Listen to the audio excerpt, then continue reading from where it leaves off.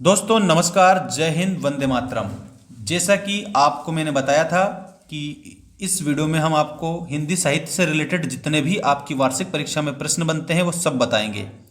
तो यहाँ महत्वपूर्ण वस्तुनिष्ठ प्रश्न मैं बता रहा हूँ जो आप लोगों का हिंदी साहित्य से रिलेटेड है। ठीक, साहित्य से रिलेटेड क्वेश्चन आप लोगों को परीक्षा में जरूर जरूर बनते हैं, इसलिए वे सभी प्रश्न मैं बता दूंगा जिसकी आप लोगों को सबसे ज़्यादा ज़रूरत है। देखिए, आदिकाल की समय सीमा है, आपको इसमें चार ऑप्शन दिया है, 993 से 1318 तक, सन 1318 से 1643 तक, सन 1843 से 1947 तक और 1643 से 1843 तक। तो दोस्तों इसमें आप लोगों को याद रखना है आदिकाल हिंदी का प्रारंभिक काल है। ऑप्शन नंबर फर्स्ट में जो दिया है 993 से 1318, ये आपका करेक्ट आंसर इसमें करके आना है आपको।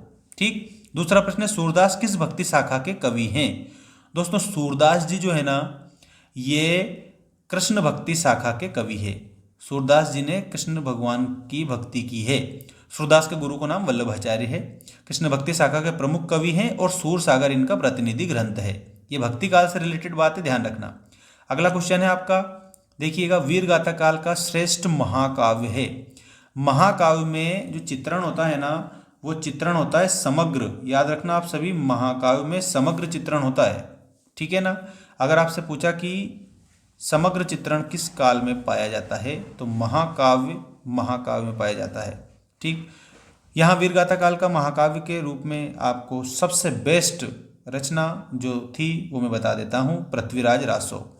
दोस्तों ये पृथ्वीराज रासो जो है ना, इसकी रचना चंद्रवरदाई ने की थी। ठीक, चंद्रवरदाई ने पृथ्वीराज रासो लिखा है वीरगाथा काल में। ये वीरगाथा काल का श्रेष्ठ महाकाव्य है। इसके बाद देखो अगला प्रश्न, प्रेम मार्गी शाखा के प्रतिनिधि कवि हैं।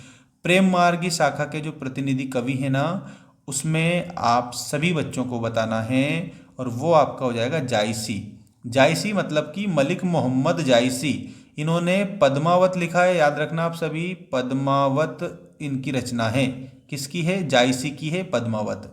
ठीक, और इसके बाद में अब हम आपको क्वेश्चन नंबर 5 बता रहे हैं, ध्यान देना। इसके अलावा रिक्त स्थान भी हैं जो कि आपकी एग्जाम में बनते हैं।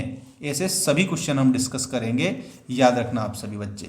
देखिएगा, सदुक्कड़ी भाषा में रचना करने वाले कवि हैं। देखो, सदुक्कड़ी को पंचमेल खिचड़ी के नाम से भी जाना जाता है, तो इसमें कबीरदास आप आंसर करेंगे। इसके बाद में चंद्रवरदाई प्रसिद्ध कवि हैं, तो चंद्रवरदाई वीरगाथा काल के कवि हैं। बिसलदेव रासो के रचनाकार का नाम है नरपति नाल, याद रखना ढंग से, क्योंकि ये क्वेश्चन पूछे जा चुके हैं इस कारण से। ज्ञान मार्गी भक्ति धारा के प्रतिनिधि कवि हैं कबीरदास जी। ठीक, और मलिक मोहम्मद जायसी का बहुत प्रसिद्ध महाकाव्य है पद्मावत, अभी हमने देखा था। और ये जायसी जो है ये प्रेम मार्गी शाखा के कवि हैं। ठीक है, इसके अलावा हिंदी साहित्य के किस काल को स्वर्णकाल कहा जाता है, तो भक्ति काल को स्वर्णकाल कहा जाता है। और मलिक मोहम्मद जायसी शाखा के प्रमुख कवि हैं, तो प्रेम मार्गी शाखा के प्रमुख या प्रतिनिधि कवि हैं। इसके अलावा सत्य असत्य आप देखेंगे, ये आपकी स्क्रीन के सामने सत्य असत्य आ चुके हैं। देखो, वृंद वीरगाथाकालीन कवि हैं, तो इसमें आपको असत्य बताना है। ज्ञान राशि के संचित कोश का नाम ही साहित्य है, ये बात सही बताना है आपको, सत्य के रूप में इसे बताएंगे। इसके अलावा वीरगाथा काल में भक्ति काव्य की रचना की गई, तो भक्ति काव्य की रचना इसमें नहीं की गई थी, वीरों का वर्णन देखने को मिला था।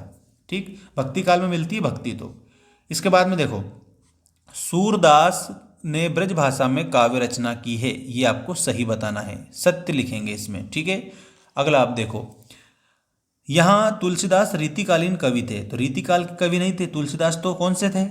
भक्ति काल के थे। इसका मतलब इसमें हमें गलत लिखना है। राम भक्ति काव्य के प्रमुख कवि सूरदास हैं, तो राम भक्ति के नहीं थे, वो तो कृष्ण भक्ति के थे। इसका मतलब ये भी गलत है।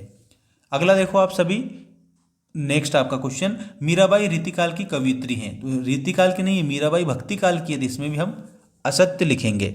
ठीक है ना, तो इस प्रकार से आप इसे कंप्लीट करेंगे। अब इसके बाद में यहाँ पर आपको मैं जो साहित्य से रिलेटेड जोड़ी है ये भी मैं बता देता हूँ, ध्यान रखना आप सभी। साहित्य से रिलेटेड पूरी जोड़ी में आपको बता रहा हूँ। वीरगाथा काल में विस्तृत वर्णन हुआ है। दोस्तों युद्धों का वर्णन हुआ है। ठीक है, युद्धों का सजीव चित्रण वीरगाथा काल में हुआ है, ऐसा आप ध्यान रखना।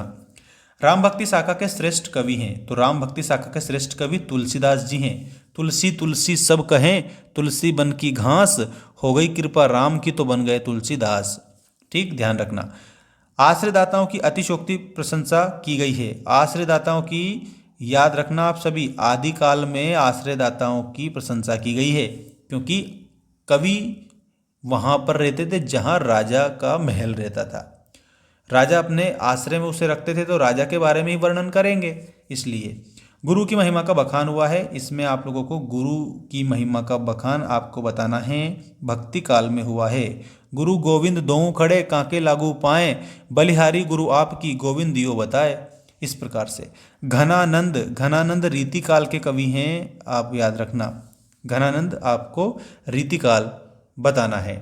तो ये काल से रिलेटेड जो मुख्य प्रश्न थे मैंने बता दिए हैं आपको। चैनल को आप सब्सक्राइब करके रखना सभी बच्चे, क्योंकि आने वाला जो वीडियो है ना वो बहुत ही ज़्यादा आपके लिए मोस्ट साबित होगा सभी बच्चों के लिए। ठीक, मिलते हैं नेक्स्ट वीडियो में। धन्यवाद। जय हिंद, वंदे मातरम।